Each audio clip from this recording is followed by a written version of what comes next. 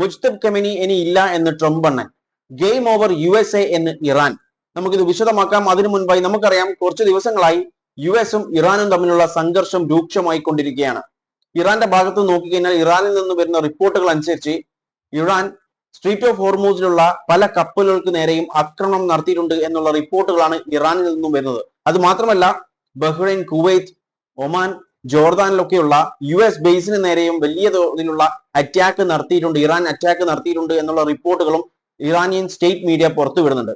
ഇനി US-ന്റെ ഭാഗത്ത് നോക്കിക്കഴിഞ്ഞാൽ US പുറത്തുവിട്ടിട്ടുള്ള കാര്യങ്ങൾ എന്ന് പറയുന്നത് ഇറാന് നേരെ വലിയ തരത്തിലുള്ള അറ്റാക്കിങ് നടത്തിയിട്ടുണ്ടെന്നും ബന്ദർ അബ്ബാസ്, അതുപോലെ കേശം ഐലൻഡ്, ചാർബഹാർ, ഇവിടെ ഒക്കെ എന്ത് ചെയ്തിട്ടുണ്ട്, വലിയ തരത്തിലുള്ള അറ്റാക്കിങ് നടത്തിയിട്ടുണ്ട് എന്നുള്ള കാര്യങ്ങളൊക്കെയാണ് പുറത്തു വിട്ടുകൊണ്ടിരിക്കുന്നത്. അതുപോലെ സെൻട്രൽ കമാൻഡ് എന്ത് ചെയ്തിട്ടുണ്ട്, 1-2 വിഷ്വൽസ് ഇപ്പോൾ വിട്ടിട്ടുണ്ട്. അതിൽ നമുക്ക് ആദ്യം ഒരു വിഷ്വൽ കാണാം.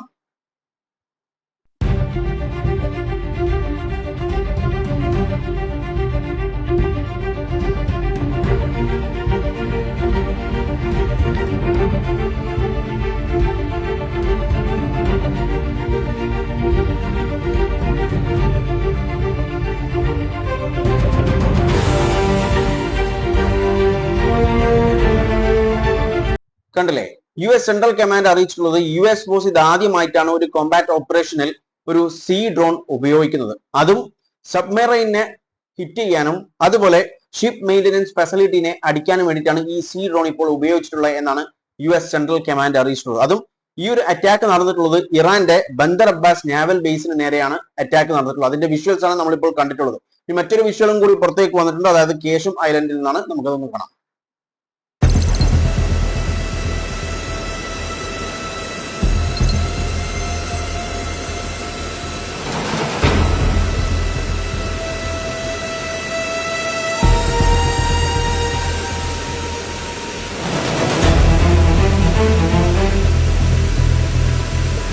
കണ്ടില്ലേ, ഇത് കേശം ഐലൻഡിലുള്ള നിന്നിട്ടുള്ള ഒരു വിഷ്വലാണ്.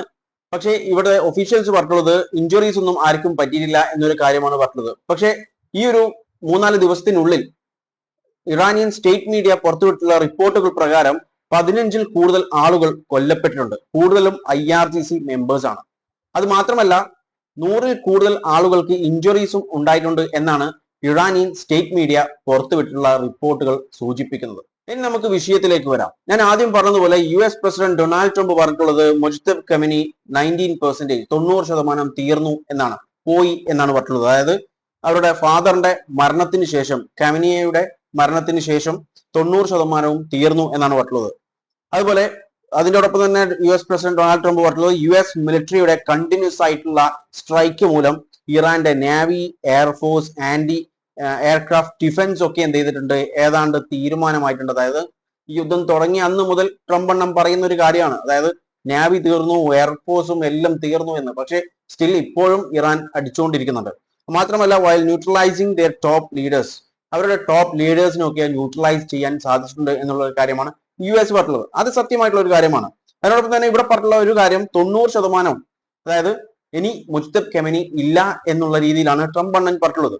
ഇത് ആളുകൾക്ക് വിശ്വസിക്കാൻ ഉള്ള ഒരു പ്രചോദനം എന്ന് പറയുന്നത്, മുജ്തബ് കെമനി ഫെബ്രുവരി 28, 2026 ശേഷം ആരും, അതായത് പബ്ലിക് അപ്പിയറൻസ് വന്നിട്ടില്ല, പബ്ലിക്ലി എവിടെയും വന്നിട്ടില്ല ഈ മുജ്തബ് കെമനി എന്ന് പറയുന്ന ആള്.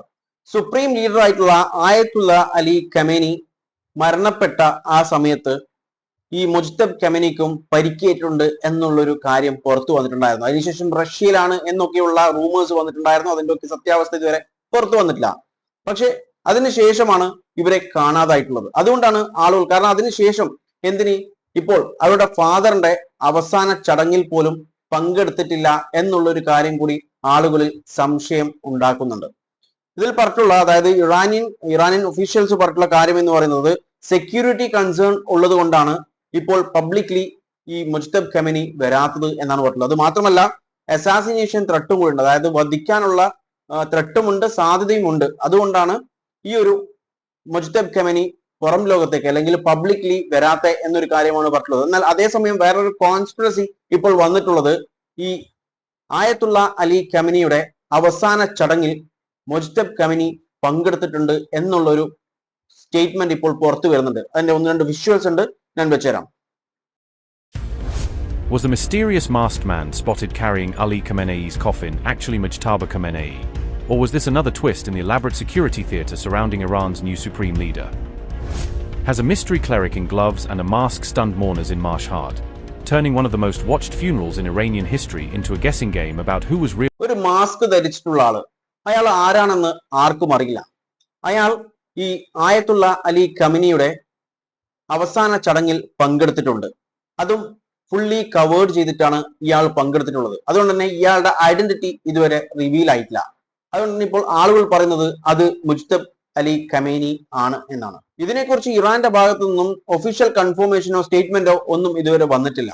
പക്ഷേ സെക്യൂരിറ്റി കൺസേൺ ഉണ്ടോ എന്ന് ചോദിച്ചു കഴിഞ്ഞാൽ ഉണ്ട് എന്ന് തന്നെ പറയണം. കാരണം നമുക്കറിയാം, ഇറാനിൽ US-ന്റെയും ഇസ്രായേലിന്റെയും ഒരുപാട് ചാരന്മാർ അവിടെ പ്രവർത്തിക്കുന്നുണ്ട്. അപ്പോൾ ഇവരുടെ ഒക്കെ കണ്ണ് വെട്ടിച്ച് അവിടെ ജീവിക്കുക എന്ന് പറയുന്നത് കുറച്ച് ബുദ്ധിമുട്ടുള്ള ഒരു കാര്യം തന്നെയാണ്. അപ്പോൾ അവിടെ സെക്യൂരിറ്റി കൺസേൺ നിലനിൽക്കുന്നുണ്ട്. ഇതിനുശേഷം US-ൽ നിന്ന് വന്നിട്ടുള്ള ഒരു ന്യൂസ് ആണ്, US നേവി അനൗൺസ് ചെയ്തിട്ടുണ്ട് നാവൽ ബ്ലോക്കേഡ് ഓൺ ഇറാൻ.